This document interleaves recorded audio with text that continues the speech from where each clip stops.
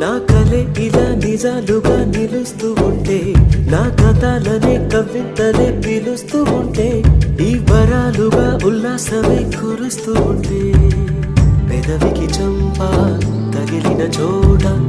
పరవశమేదో తోడవుతుంటే, పగలే అయినా గగనంలోన తారలు చేరినుగా. నిజంగా నేనేనా